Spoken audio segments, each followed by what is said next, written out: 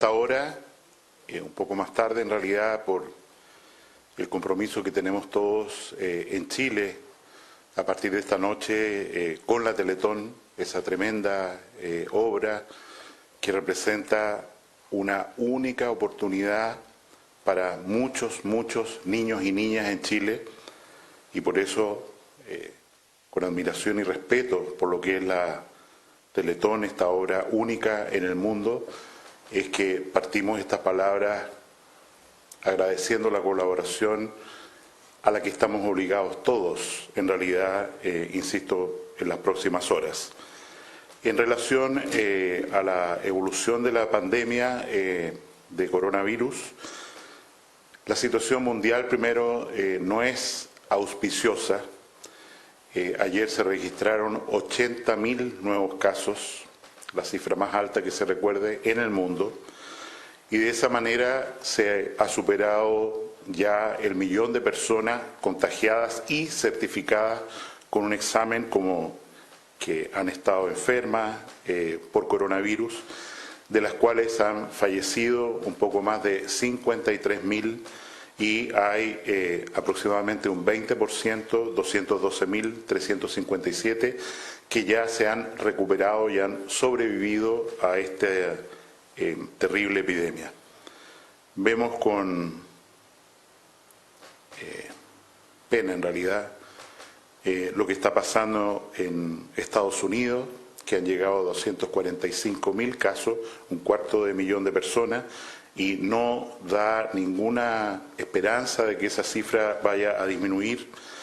Italia, España, Alemania, China, Francia, en ese orden de nuevos casos.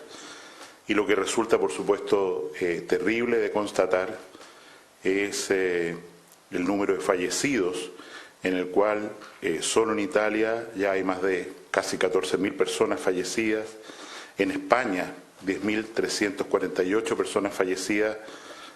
Son números realmente desafiantes para nuestra imaginación.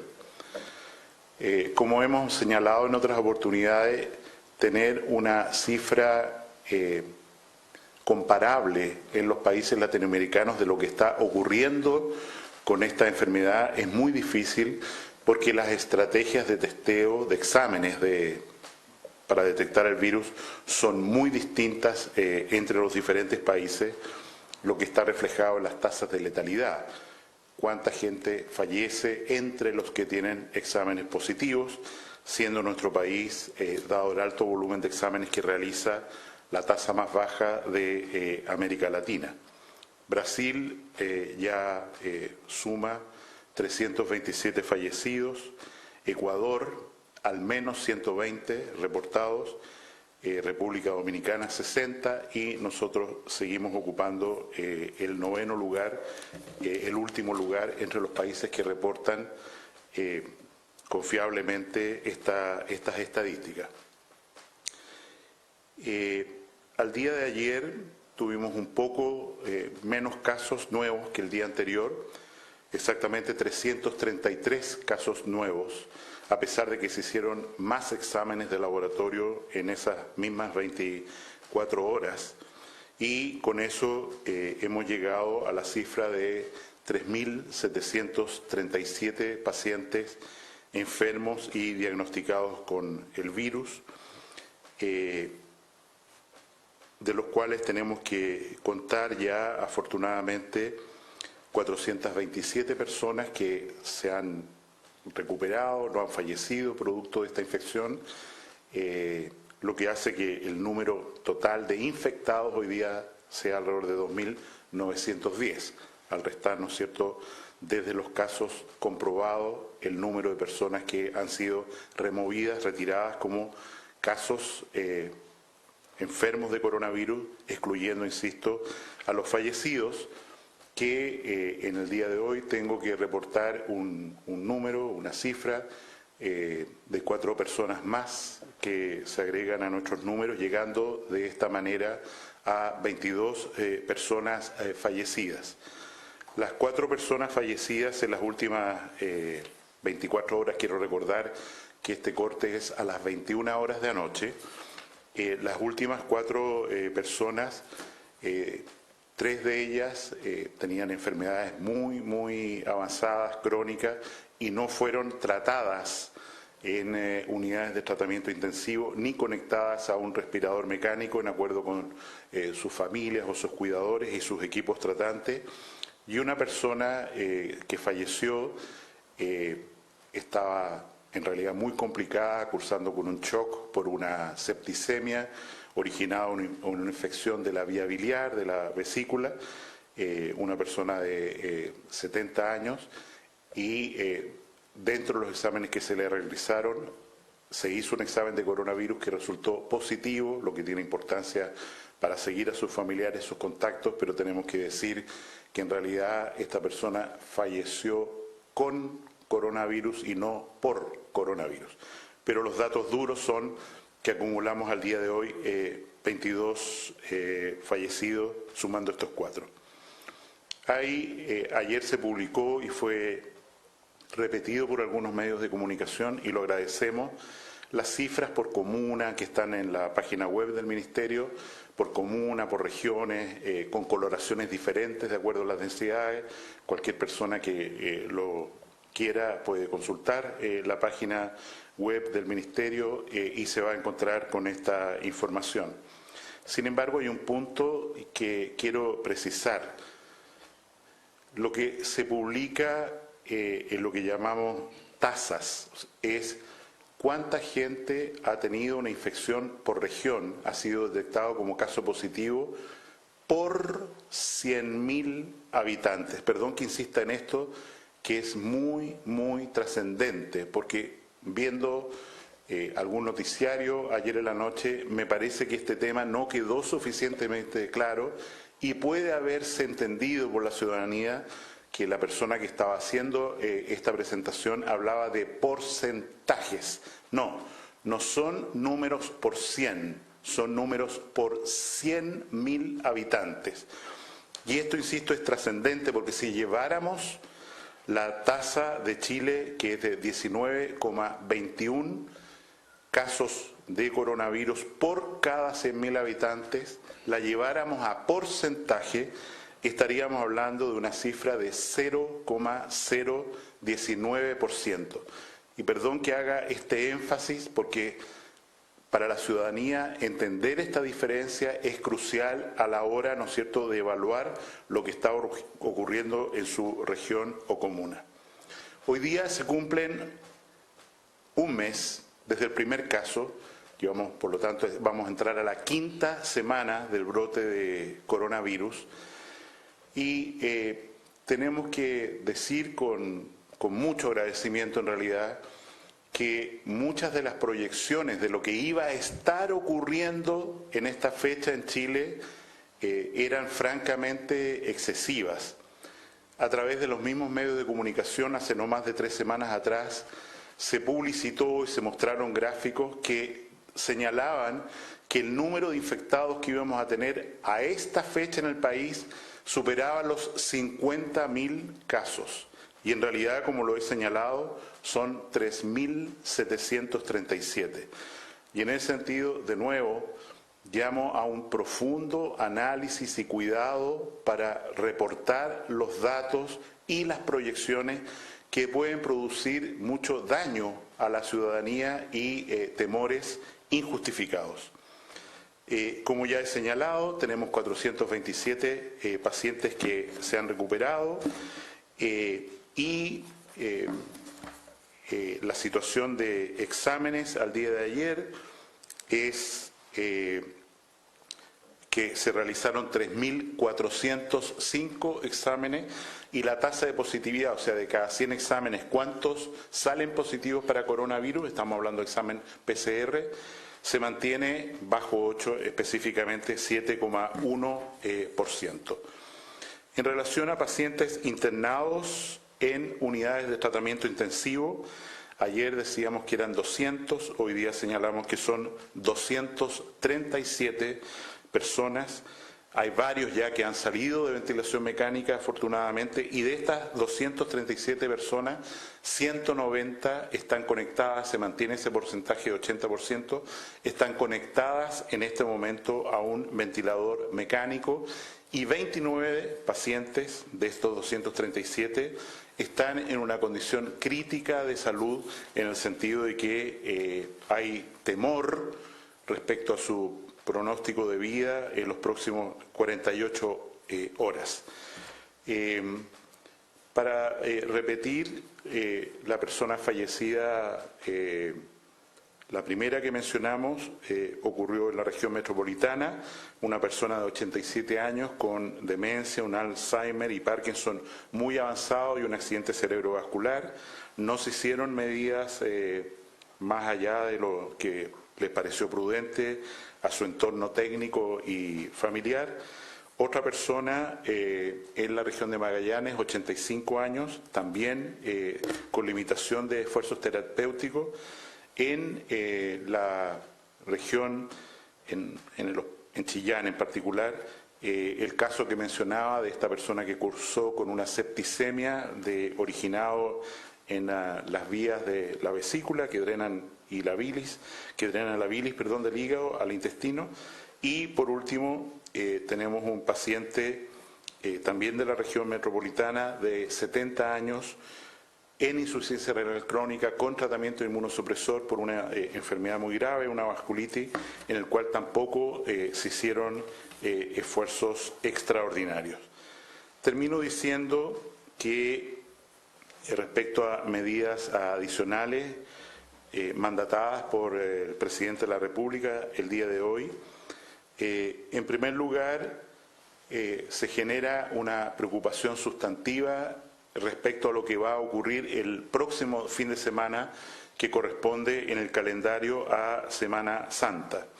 Ya hay medidas importantes que afectan a la ciudadanía, por supuesto, durante ese fin de semana, que son el dictamen obligatorio de no trasladarse a una segunda vivienda, lo que va a ser más fiscalizado durante este fin de semana. En segundo lugar, por supuesto, el toque de queda y la cuarentena, que afecta el primero a todo el país y el segundo a varias comunas, específicamente las comunas de la zona oriente de Santiago.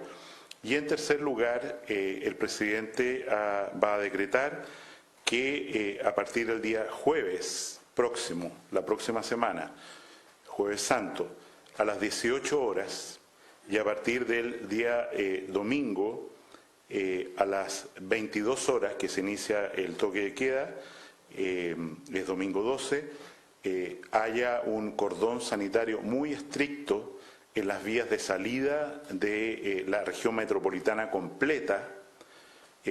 Cordón sanitario significa que nadie puede salir, excepto, y esto quiero ser súper claro, excepto aquellas personas que tengan el salvoconducto equivalente al toque de queda. Vale decir, no es el permiso que se obtiene en una comisaría, ¿no es cierto?, y que permite pasear a una mascota, ir a hacer una compra. Eso no basta. Para poder atravesar durante este fin de semana que viene, fin de Semana Santo, este cordón sanitario, se necesita el permiso que le da la autorización a las personas para circular durante el toque de queda. Este cordón sanitario afecta, como ya señalé, a toda la región metropolitana y a la zona urbana del Gran Concepción, y esto va a ser explicitado por la subsecretaria Martorell en algunos minutos más, para dar más detalles de las exigencias y los bordes precisos de cada uno de estos puntos de cordón sanitario que se van a implementar, insisto, a partir del próximo jueves, en 6 días más, a partir de las 18 horas, el jueves a las 18 horas de la tarde, y va a estar vigente hasta el día domingo a las 22 horas, momento en que se inicia el toque de queda. Si hay preguntas.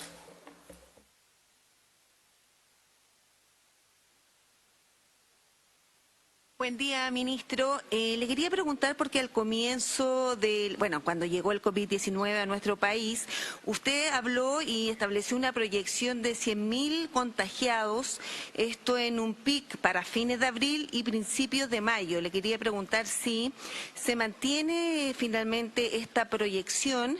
¿Para qué meses? Porque algunos hablan de que se ha desplazado la curva de contagio y que podría trasladarse incluso para fines de mayo, o si se trata, como dijo usted, de un nuevo brote que va a haber en ese mes. Si usted nos puede explicar, por favor.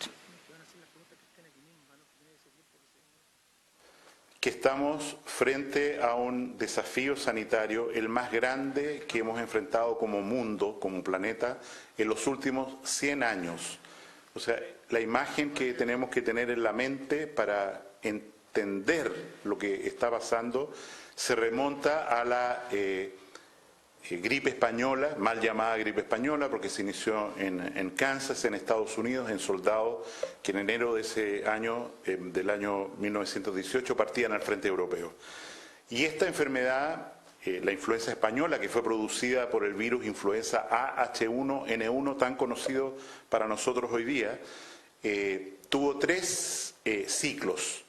En el primero se tomaron medidas de cuarentena estrictísimas, fue de enero a abril, y el brote de enfermedad de alguna manera tendió a amortiguarse y se produjo un segundo brote en el mes de fines de mayo, junio, que una vez relajadas las medidas de cuarentena fue terrible.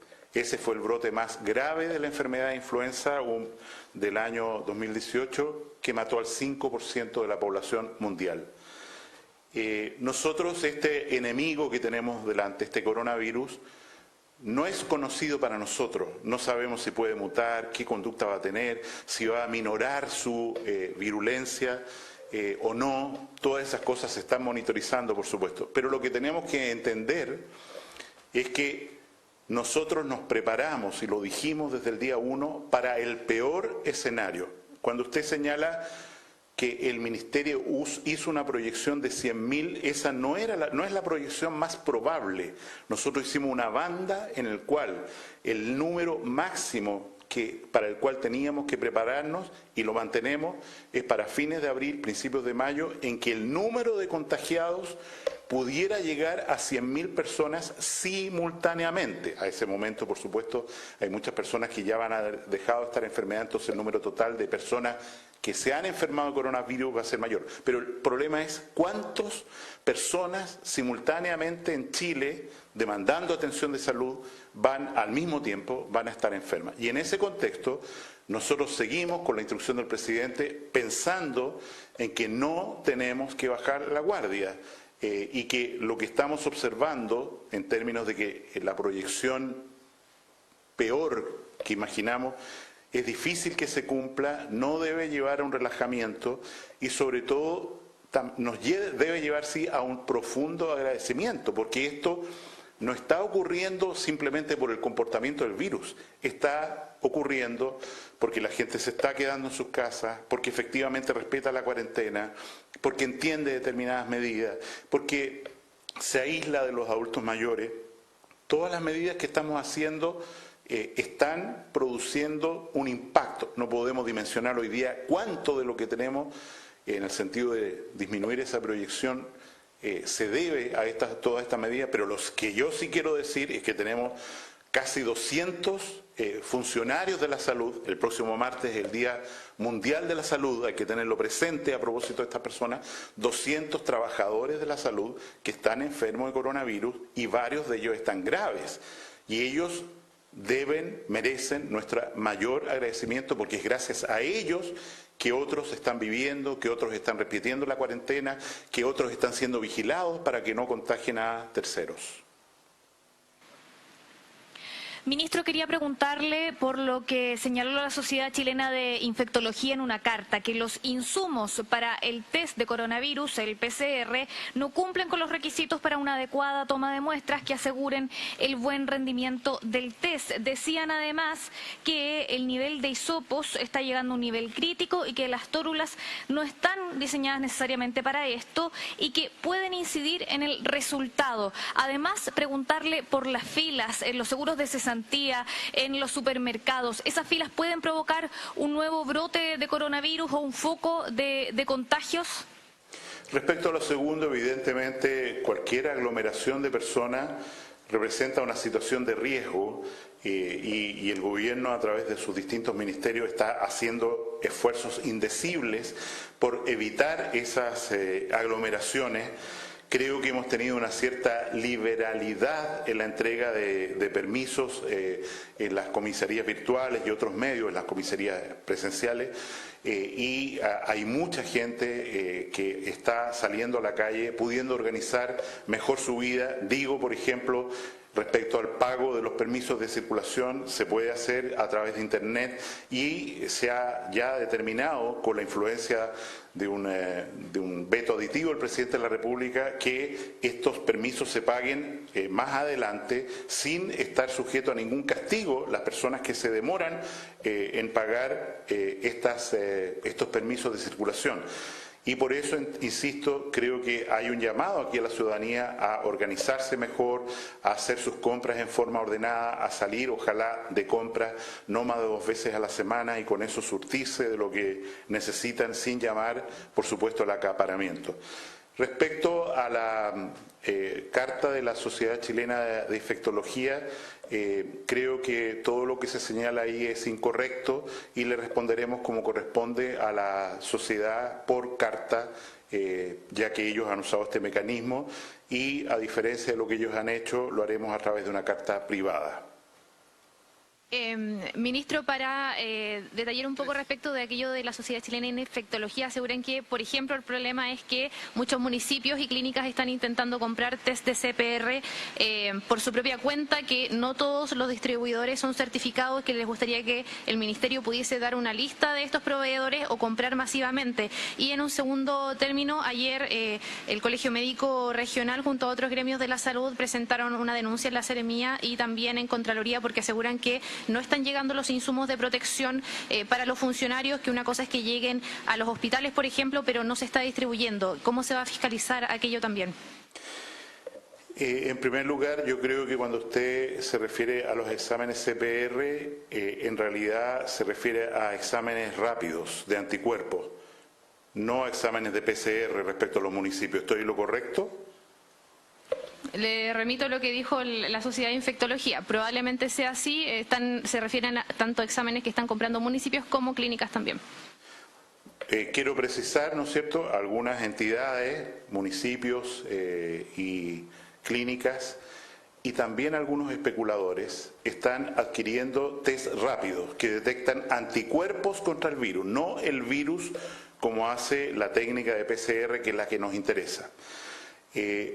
FDA, el día recién de ayer, la Agencia de Alimentos y Medicamentos de Estados Unidos dio la autorización para el uso del primer test rápido. Algunas agencias coreanas y chinas, por su parte, han certificado otros. Hay 5 test rápidos que están validados internacionalmente. Quiero recordar que España, sin ir más lejos, adquirió 800 test rápidos que tuvieron que botar a la basura porque no servían. Y la importancia de esto la quiero ejemplificar en algo muy sencillo. Cuando uno adquiere un termómetro, lo que le interesa es que el termómetro marque la temperatura de verdad que tiene el niño, la persona. Si yo compro un termómetro y resulta que el termómetro me dice que la persona tiene 36 grados cuando en realidad tiene 39, o me dice que tiene 39 cuando tiene 36, ese termómetro es más inútil que útil.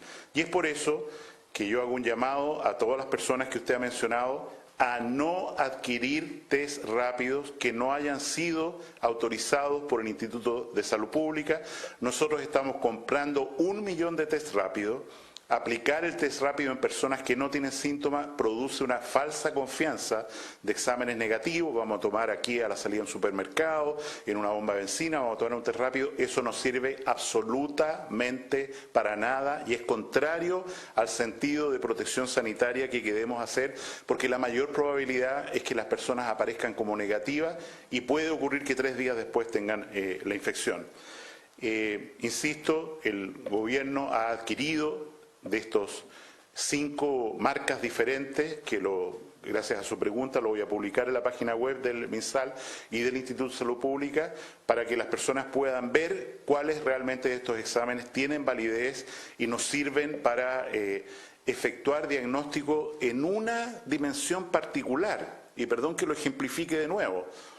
Tenemos una familia en la que alguien tuvo o tiene la enfermedad de coronavirus. ¿Cuánto cuarentena deben guardar los que lo rodean? Puede ser que muchos de ellos, sobre todo los niños, hagan una enfermedad completamente sin síntomas. Y a nosotros nos interesa dar de alta a esa familia. Vale decir, a través del test rápido hemos identificado que incluso aquellos que no tuvieron síntomas hicieron la enfermedad y ya tienen los anticuerpos y por lo tanto pueden salir a hacer su vida normal sin ninguna dificultad. Evidentemente, cuando liberemos la cuarentena de Chillán, nosotros vamos a tener que hacer muestreo de test rápido porque vamos a tener un número pequeño de casos. Y la pregunta es, ¿la gente de Chillán tiene mucho riesgo de contagiarse todavía o en realidad ha habido un esparcimiento del virus sin que la comunidad lo notara? Se dice que hasta 50% de los niños no tienen ningún síntoma. Un test rápido nos va a ayudar a decir, en realidad, este menor, este joven, tuvieron la enfermedad y por lo tanto ya no tiene ningún sentido que tengan algún cuidado respecto al coronavirus porque están inmunes, porque no van a tener la infección y no representan un peligro ni para ellos ni para otros. Ministro, buenos días. Quería preguntarle por la situación particular en la Araucanía. Varios alcaldes, a raíz del brote que se está presentando en este punto del país, han denunciado básicamente abandono y poca respuesta de las autoridades. Incluso presentaron un recurso de protección en su contra para que se decrete cuarentena en esta zona. También preguntarle en una segunda pregunta, ¿cuál fue el motivo finalmente o el fondo para que el presidente designara a Andrea Valladares como delegada presidencial precisamente en la Araucanía? ¿Qué está sucediendo en esa región y cuál es la preocupación del gobierno precisamente ahí? Respecto a lo segundo, como ustedes saben, en la región de la Araucanía, una región muy importante, de alto riesgo para esta infección, los niveles de pobreza, de ruralidad, la convierten en una situación de particular riesgo.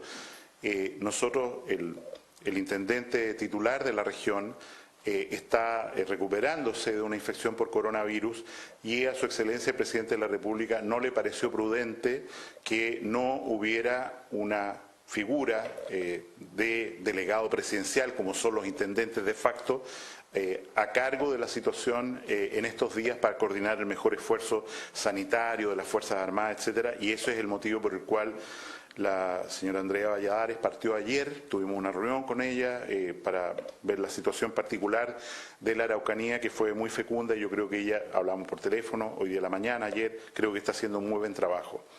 El reclamo de abandono al que usted hace referencia yo creo que es injusto. Apenas tuvimos noticias de que había una concentración de casos en 2 comunas tan relevantes como Temuco, sí, digo bien, decretamos una cuarentena y esta ha sido renovada el día de ayer precisamente para mantener a la gente que tiene esta infección dentro del marco de la ciudad.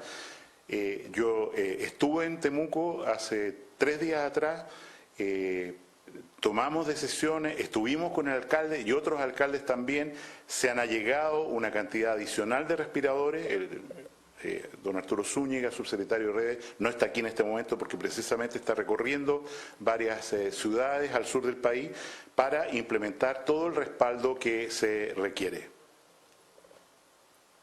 Buenos días. Antes de las preguntas que tengo preparadas, a ver si puede puntualizar sobre algo que quedó pendiente de la pregunta anterior sobre cómo se reparten los insumos para el personal médico que llegan a los hospitales, que le había consultado una colega, y también precisar sobre su respuesta a infectología, si es que efectivamente entonces los test tienen la calidad necesaria para hacer los exámenes. Y la pregunta que le quería plantear tiene que ver también con el personal médico. Había quedado pendiente para hoy la cantidad de personal médico de la salud privada privada que está contagiada. Ya nos habían dicho ayer que habían 189 personas de la salud pública contagiados que tenían también un contacto estrecho con 4 a 5 personas, y en ese sentido preguntarle si hay una estimación de cuánta gente está haciendo cuarentena relacionada a estos casos de personal de salud, cuántos personal de salud privada está haciendo, también se encuentra contagiada, y en un segundo tema preguntarle sobre iniciativas de algunos alcaldes, por ejemplo, este túnel sanitizador, si son efectivas estas medidas y si han sido chequeadas previamente con el Ministerio de Salud.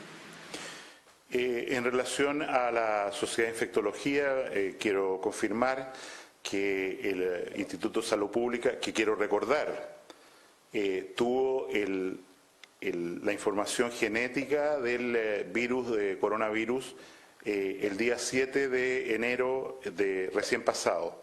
Tenía la posibilidad ya de hacer exámenes PCR elaborados por el propio instituto, que son los que sigue usando el Instituto de Salud Pública a mediados de enero, tercera semana de enero, y el primer examen se hizo el día 30 de enero. Toda la certificación de calidad a la que son sometidos tanto los laboratorios públicos como privados por el Instituto de Salud Pública han sido extremadamente satisfactorios, de manera tal que yo no veo que tengamos un problema ni en los insumos ni en la calidad del examen de PCR que se hacen en distintas instalaciones del país. Estos laboratorios no ISP tienen que mandar muestras cada cierto número para chequear en el Instituto de Salud Pública, y los resultados hasta aquí han sido enteramente concordantes. No hago referencia, porque ya lo mencioné, respecto a los test rápidos, respecto a los insumos. Hoy día en la mañana, de acuerdo a un listado de solicitudes de los distintos directores de servicios de salud, que son los que producen la pregunta, la demanda, necesito tantas mascarillas, tantos guantes, se han despachado alrededor de 100.000 mascarillas N95, más del doble de eso de mascarillas simples, y están llegando a Chile en forma periódica. Y lo que es más sensible, que conversamos el día de ayer, tenemos un número suficiente de respiradores. Queremos agradecer enormemente el esfuerzo de la Sociedad Chilena de Anestesiología, que ha puesto a todos sus anestesistas para trabajar como intensivistas en esta crisis sanitaria, y el día de ayer se instruyó a aproximadamente más de 400 anestesistas en el país, digo bien, en cómo utilizar sus máquinas de anestesia como ventiladores, y algunos ya lo están empezando a hacer. Estamos hablando de 500 máquinas de anestesia que se están convirtiendo en ventiladores mecánicos para tratar esta situación. Respecto a las personas que están enfermas en la red privada, no tengo información hoy día que entregarles, no nos ha llegado en un consolidado, tenemos informes parciales, y como dije antes, en el régimen de salud pública, tanto en la atención primaria como en los hospitales, tenemos un poco más de 200 personas contagiadas con coronavirus, y eso eso motiva una cuarentena de aproximadamente 1.000 otras personas que cumplen con la condición de estar en contacto estrecho, haber estado en contacto estrecho con estos pacientes positivos para coronavirus, héroes de la salud, trabajadores de la salud, a quienes volvemos a agradecerles. Muchas gracias, eso es todo por hoy. Transmitió el Gobierno de Chile. Agradecemos a los canales de televisión y radioemisoras que integraron esta red voluntaria.